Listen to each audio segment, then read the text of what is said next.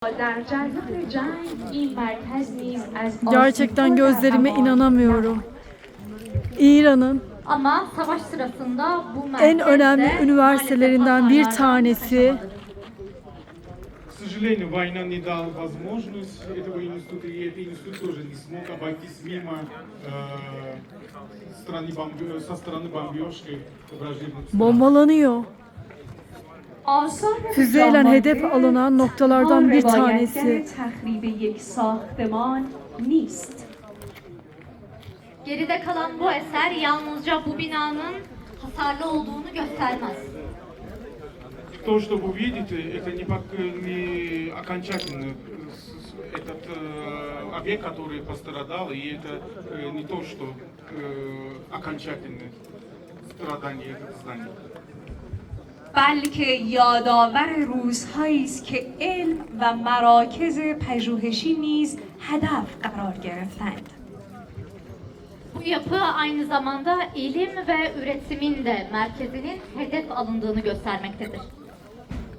Ихний цель был только университет, их основная цель была такова, что препятствовать развитию знаний Исламской Республики Иран. با این همه تاریخ نشان داده است که ساختمان‌ها را می‌توان ویران کرد، اما اندیشه، دانش و اراده دانشمندان هرگز از میان نخواهد رفت. İnanamıyorum ya. Ve İnanamıyorum. bütün bunlarla birlikte tarih bize göstermiştir ki binalar tamir edilir.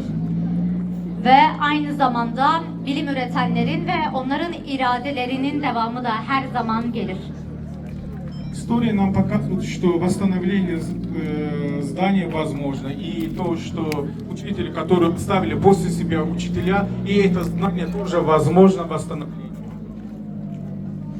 در این مکان با نهایت احترام یاد و خاطره دانشمندان و شهدای هسته‌ای از جمله şehit دکتر تهرانچی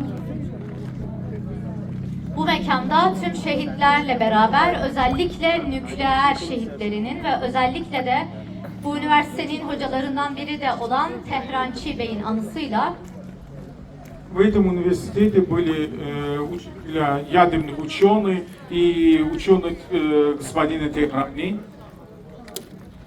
از جمله شهید دکتر تهرانچی، دکتر مینوچهر، دکتر عباسی و دکتر فقهی و Vallahi دکتر gözlerime inanamıyorum خودپروایی که ya. در عملیات Gerçekten تروریستی جنگ gözlerime inanamıyorum. 12 روزه به شهادت رسیدن را گرامی می‌داریم.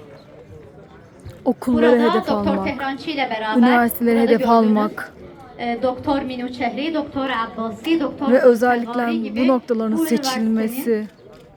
ve Doktor Fethi gibi bu üniversitenin 12 gün savaşında katledilen nükleer profesörlerini de büyük bir saygıyla anıyoruz. В этом институте были выпущены учителя ядерных ученых, которые вы видите,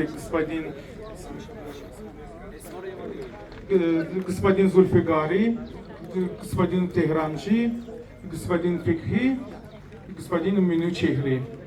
Были выпущены и еще доктор Аббаси. این شهدا بزرگمردانی که عمر خود را وقف اعتلاف